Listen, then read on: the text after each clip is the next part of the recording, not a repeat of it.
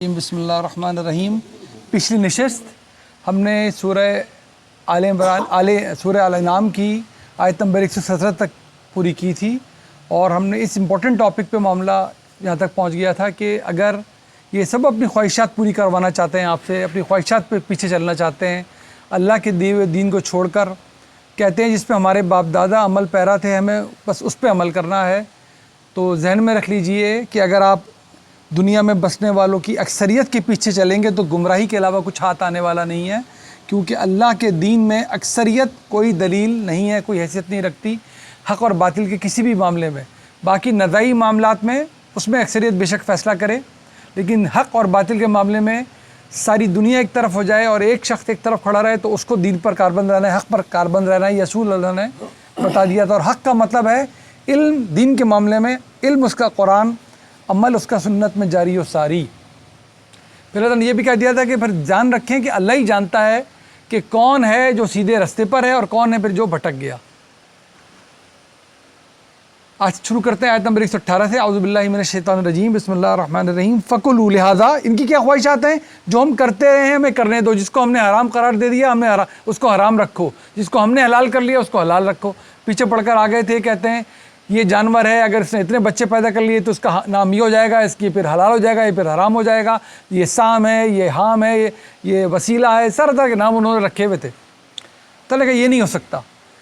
حرمت، حلت، یہ دین میں صرف اور صرف اللہ سبحانہ و تعالیٰ کا استحقاق ہے، اپنے نبیوں کے ذریعے اور آخری نبی صلی اللہ علیہ وسلم کے ذریعے اس نے رہتی دنیا تک کے لیے جو حلال تھا اس کو حلال قرار دلوا دیا، جو حرام کرنا ہے اس کو حرام قرار دلوا دیا۔ اب کوئی بھی صاحب علم صرف توجہ دلا سکتا ہے کہ یہ چیز اس بنیاد پر حرام سمجھی جانی چاہیے، نیا کچھ حلال نیا کچھ حرام کوئی قرار دے نہیں سکتا۔ بار بار وعید قرآن میں ہے، خبردار اللہ کی حدود کو کبھی کوئی کراس نہ کرے۔ خود حرام قرار دینا کسی چیز کو جو حرام نہ ہو، خود حلال کر لینا کسی چیز کو حلال نہ ہو، یہ اللہ کی تمام حدود کراس کر جانے کے، ان کو تجاوز کر جانے کے برابر ہے، وہی ہے بلکہ یہ۔ تو فرماتے ہیں فَكُلُوا، لہٰذا فَكُلُوا مِمَّا ذُكِرَ اسْمُ اللَّهِ عَلَيْهِ إِن كُنتُم بِآيَاتِهِ مُؤْمِنِينَ، لہٰذا جب ان جانوروں پر جن کے بارے میں بتا چکے ہیں اللہ کا نام لے لیا جائے تو پھر تمہارے لیے کیا ہے، وہ کھا سکتے ہو تم، اگر تم اللہ کی نشانیوں پر ایمان رکھتے ہو تو۔ جب اللہ نے بتا دیا جانور کھا سکتے ہو، ان کا نام اس پہ لے لیا گیا، اب اس بنیاد پر ان کو حرام نہیں کہا جائے گا کہ کوئی سمجھتا ہے کہ وہ حرام ہے، کیونکہ انہوں نے حام اور وسیلہ اور سام قرار دیے ہوئے تھے کہ اس جانور کو اب چھوڑ دو، اس پہ کوئی سواری نہیں کرے گا، اس کو اب کوئی ذبح نہیں کرے گا، کیوں کہ اس کو یہ ہم نے نام دے دیا، اس کو ہمارے باپ دادا ایسے جانور کو بڑی حرمت قرار دے دیتے تھے۔ اور انہوں نے کہا اللہ کے دین میں ایسی کوئی حرمت کوئی حلت پائی نہیں جاتی جو اللہ قرار نہ دے، لہٰذا جن جانوروں کے بارے میں اللہ نے بتا دیا یہ حلال ہیں، ان پہ اللہ کا نام لے لیا گیا، تم ان کو اب کھا سکتے ہو، اور اگر تم اللہ کی آیت پہ یقین کرنے والے ہو۔ وَمَا لَكُمْ أَلَّا تَأْكُلُوا مِمَّا ذُكِرَ اسْمُ اللَّهِ عَلَيْهِ، آخر تم کیوں نہ کھاؤ جس پر اللہ کا نام لے لیا گیا۔ وَقَدْ فَصَّلَ لَكُمْ مَا حَرَّمَ، جبکہ تمہیں تفصیل سے بتا بھی دیا گیا ہے کہ آخر حرام ہے کیا، یہ پہلے ہی بتایا جا چکا ہے۔ حرام جو ہے وہ حرام ہے، باقی کچھ حرام نہ کرنا اپنی طرف سے، اللہ کا نام لے لیا، اب تم اس کو کیوں نہ کھاؤ۔ علیکم، جو تمہارے لیے حرام کیا گیا، الا مستررتم الیہ، ہاں اگر تم اس مجبور ہو جاؤ جان بچانے پہ، اچھی طرح جانتے ہیں اس صورت میں حرام بھی کھا سکتے ہو، کتنا، جان بچانے تک، اور لذت کی خاطر نہیں، یہ اللہ نے بار بار بتایا ہوا، استقرار کی کیفیت ہونی چاہیے۔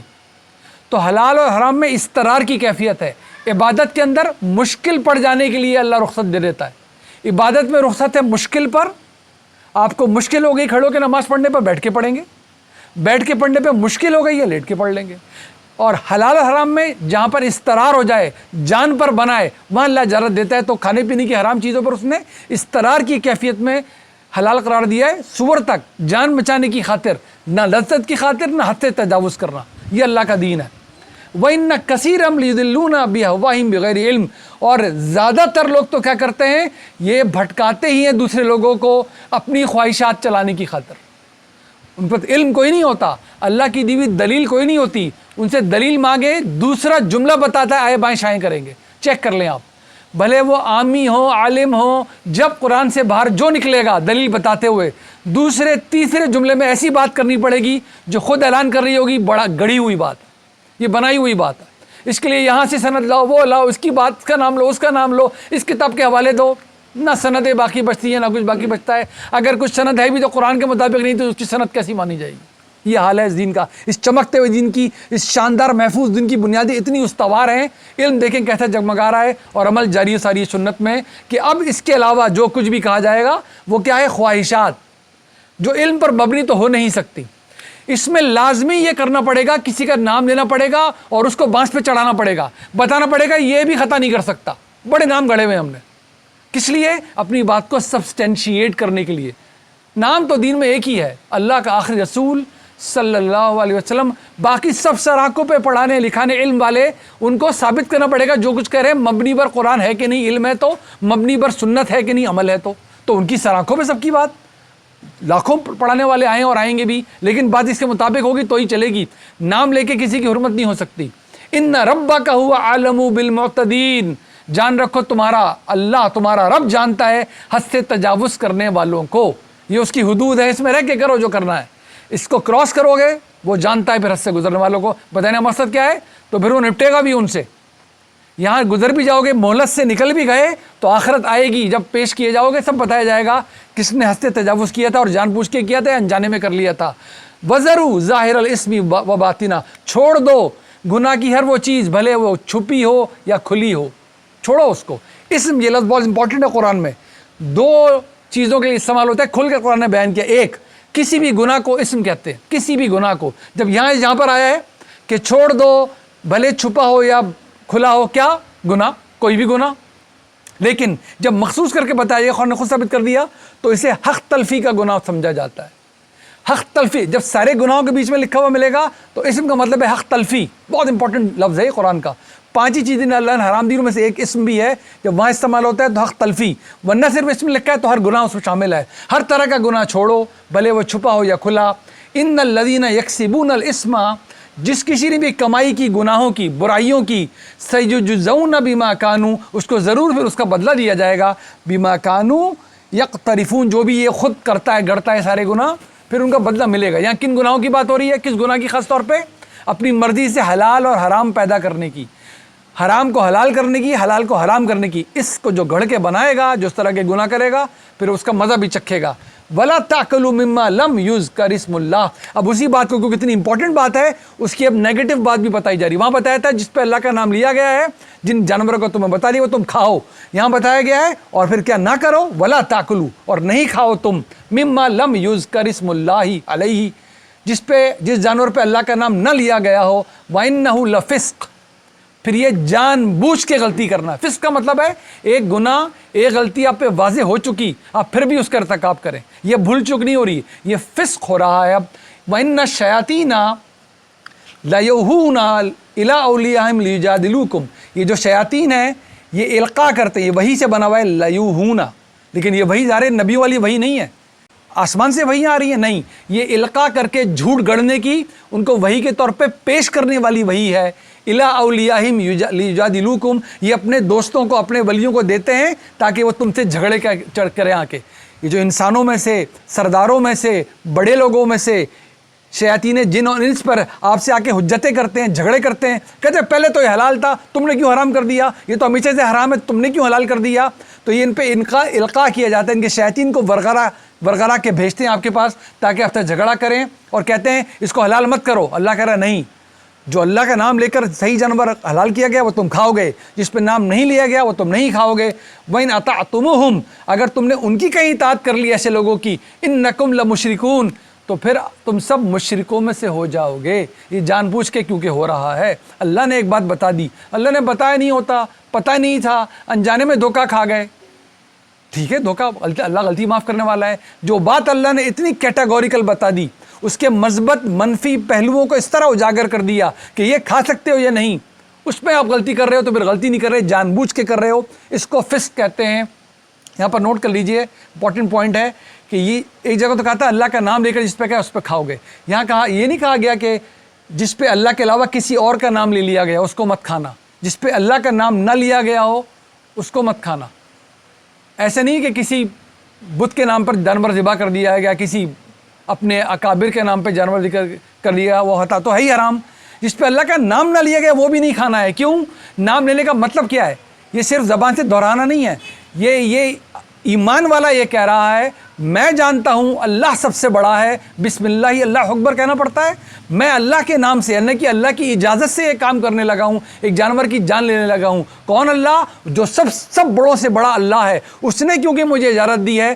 تو یہ ایمان کو غلاظت سے پاک کر کے چھری چلانا ہے، اور جو خون بہانا ہے یہ تزکیہ ہے، تو یہ تسمیہ ہے، خون بہانا تزکیہ ہے، تب جانور کی جان لے کے اس کا گوشت حلال ہے، حلال جانوروں کا، یعنی کہ حلال جانور ہو لیکن تسمیہ اور تزکیہ نہیں ہوا بتایا کہ جا رہا ہے، ہم گوشت استعمال نہیں کر سکتے اس کا۔ جو یہ مانتا ہی نہ ہو، جو جانتا ہی نہ ہو کہ اللہ سب سے بڑا ہے، اس کا ایمان ہی نہیں ہے، وہ کہہ بھی دے، زبان چلا بھی دے اللہ اکبر اور ذبح کر دے، ہو گیا ذبح، ہو گئی اس بات پوری۔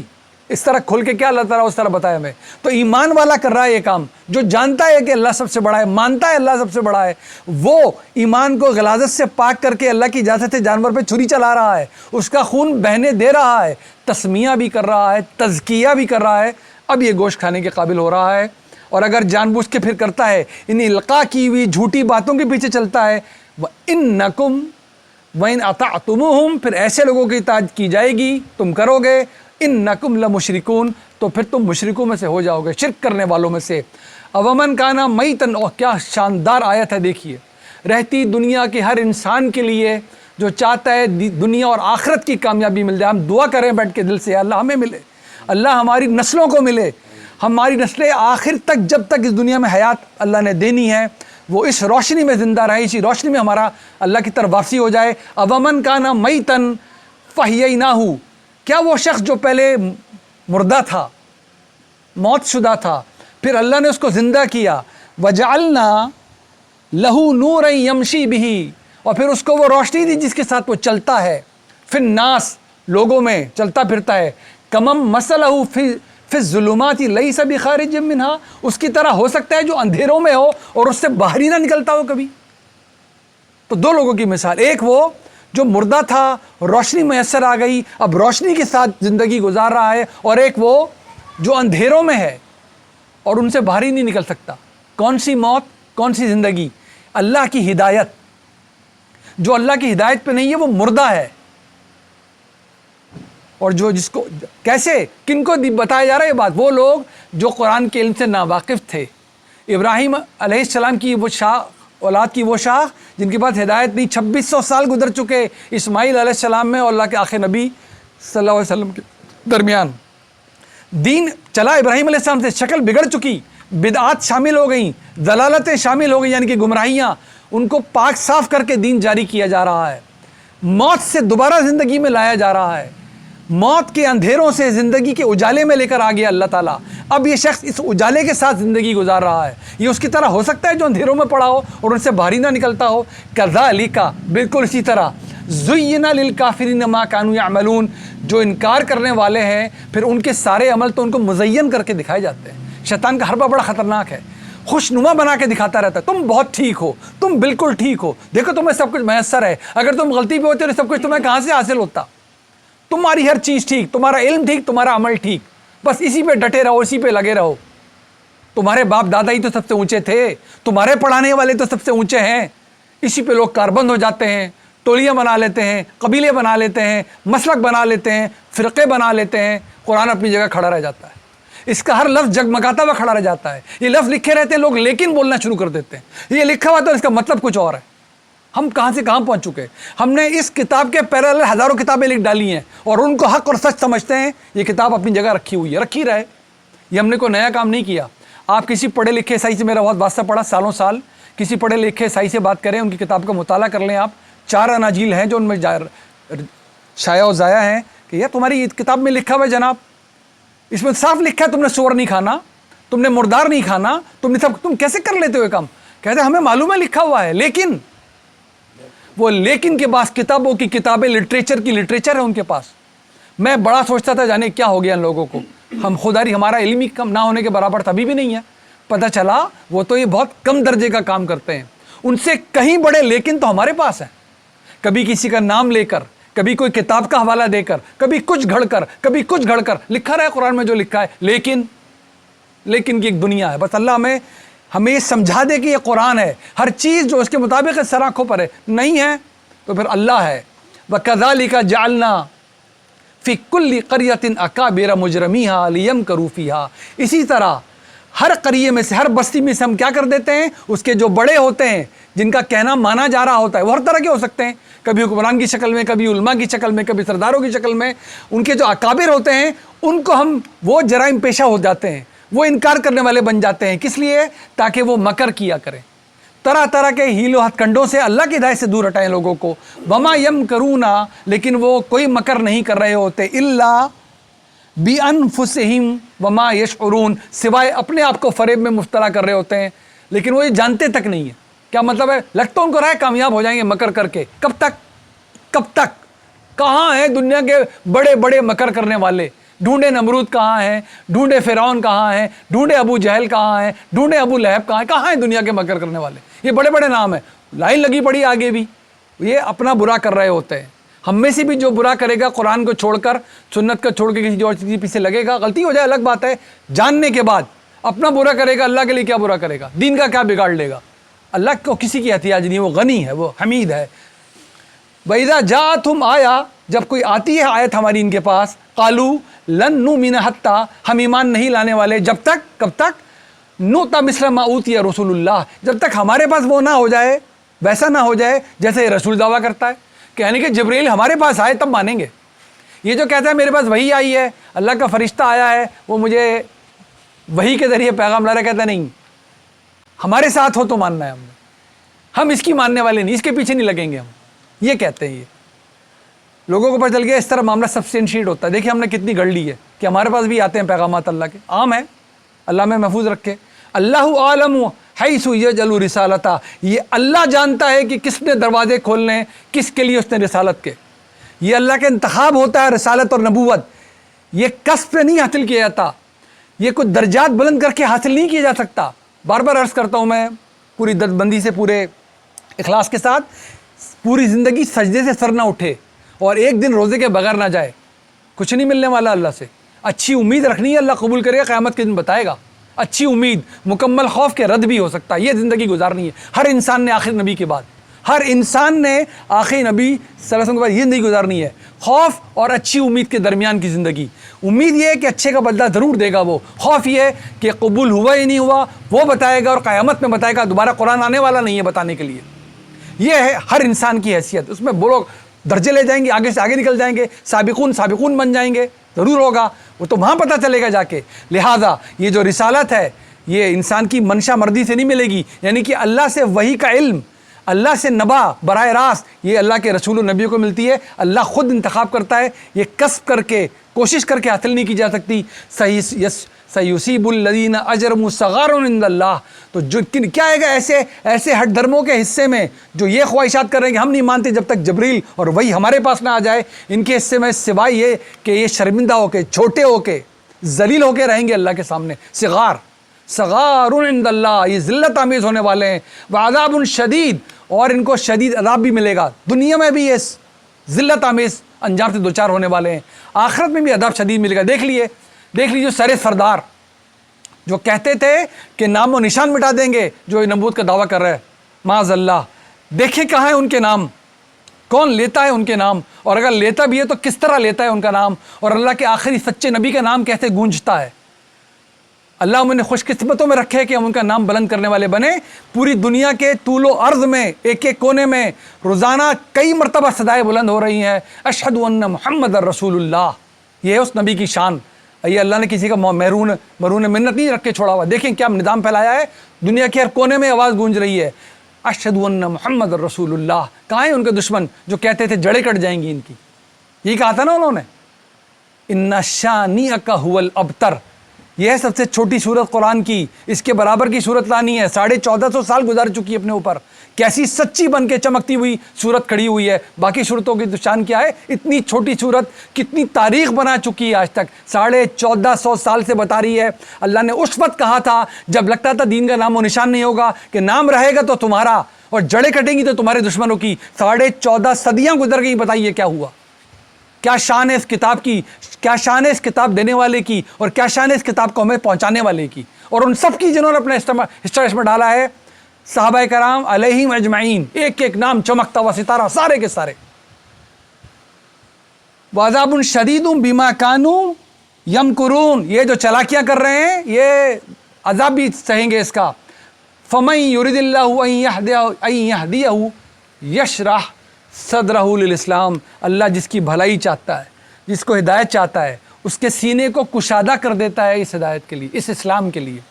उसके दिल में अल्लाह ने फितरत सलीम तो रख के दुनिया में भेजा है। ये इसकी ऐसी हिफाजत करता है शख्स, जब नबी की तालीम इस तक पहुंचती है तो इसका दिल लपक कर खुश दिली से, फिराक दली से आगे बढ़कर इस हिदायत को कबूल करता है। इसका सीना खुल जाता है जैसे आज तक के सारे बोझ ही इसके सीने से उतर गए हों।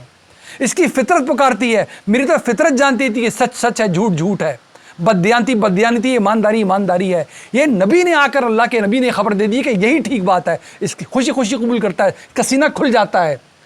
वमन युरिद अन युदिल्लहु, और जब अल्लाह किसी की हठधर्मी के बाद यह फैसला करे कि इसने भटकना ही है, यजअल सदरहु दय्यकन हरजा कअन्नमा यस्अदु फिस समा, उसका सीना ऐसा बोझ में आ जाता है, ऐसा बंद होने लगता है जैसे चढ़ाई चढ़ रहा हो। पूछे किसी ने जो तेजी से ऊपर चला जाए पहाड़ी इलाकों पर बगैर एक्लेमेटाइज हुए, किसी ने की घुटन किस चीज़ का नाम है?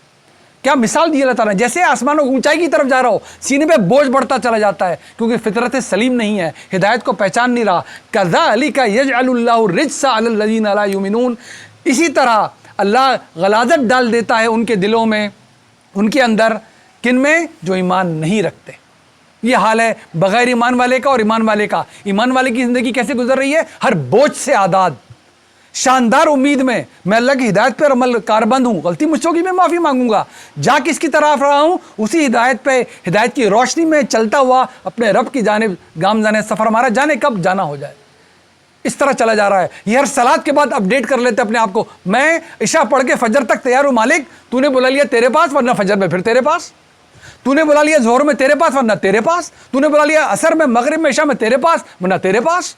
ये तो शानदार जिंदगी, हर वक्त अपने आप को अपडेट करके चल रहा है, जाने जब बुलावा आ जाए, वो बुलावा आएगा, जाए ये बुलावा आएगा, दोनों बुलावों के लिए तैयार है हर वक्त। वहादा, बस हम आखिरी आयत पे आ गए, वहादा, यही है, क्या यही जो पढ़कर आए? अल्लाह, उसका नबी, उसकी दी हुई हिदायत, ये चमकती हुई, जो उसने हलाल कहा वो हलाल, जो उसने हराम कहा वो हराम, ना हराम को हलाल बनाना है ना हराम को हराम बनाना है। अल्लाह की हुदूद से किसी ने तजावुज़ नहीं करना। हर पढ़ाने वाले ने हमारी तवज्जो इस हराम और हलाल की तरफ दिलानी है, खुद हराम और हलाल के फैसले नहीं करने। लिहाजा हमें भी मुतनब्बा रहना चाहिए, पेशी हमारी अपनी अपनी होनी है, हमारी औलाद की भी अपनी अपनी होनी है। ये रहा कुरान, इसको पढ़ने बैठें, इसमें कैपेसिटी बिल्डिंग करें, हर साहिब इल्म से पढ़ें, सीखें, इसके मुताबिक करें, बहुत सारी बातें बहुत बाशगाफ समझ में आएंगी। वहादा सिरातु रब्बिका, यह है तुम्हारे रब का रास्ता। हादा कौन? ये कुरान, ये है तुम्हारे रब का रास्ता। मुस्तकीमा, वो भी कैसा रास्ता? सीधा, सही, पक्का, उसकी तरफ जाने वाला। क़द फ़स्सलनल आयाति लिक़ौमिन यज़क्करून, कैसी खोल खोल के अपनी अपनी निशानियाँ तुम्हें बता दी हैं, किनको? जो नसीहत लेना चाहें, जो याद दहानी लेना चाहें, जो रास्ते को मालूम करना चाहें, कहीं खो नहीं गया, ये रहा रास्ता। लहुम दारुस्सलाम इंद रब्बिहिम, इन्हीं लोगों के लिए अमन वाला घर है, सलामती वाला घर उनके रब के पास। जब पहुँचेंगे हमेशा उनमें रहेंगे। वह वलीहुम बिमा कानू यामलून, और ऐसे ही लोगों का तो दोस्त फिर अल्लाह है। और वो क्यों? बिमा कानू यामलून, अमाल ही ऐसे करते थे, वो उनके अमाल थे इस इल्म पर मबनी। जब ऐसा मजबूत इल्म होगा और उस पर मबनी अमाल होंगे तो रास्ता वही सीधा और पक्का होगा, और रास्ता जा अल्लाह की तरफ रहा। हादा सिरातु रब्बिका मुस्तकीमा, ये कुरान यकीन कर लीजिए, दिल पे कंधा कर लीजिए। जब हर नमाज की हर रकत में सूरह फातिहा पढ़ के इहदिनस सिरातल मुस्तकीम की दुआ मांग रहे हैं, तो दुआ कबूल शुदा है। ये रहा कुरान, अमल कीजिए, सीधे रास्ता।